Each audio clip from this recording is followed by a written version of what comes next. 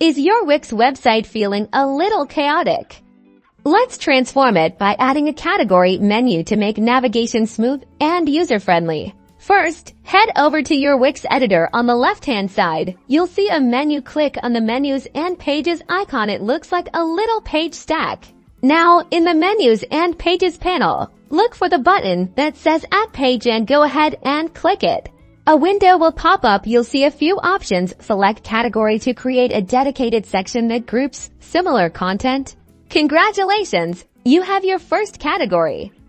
Now, simply double-click the default category name to rename it. Choose a name that reflects the content within that section, like blog posts or products. Now that your category is named, drag and drop your existing pages into this newly created category. To drag and drop, simply click and hold on the page and hover it over the menu. Once in place, it will indent to the right.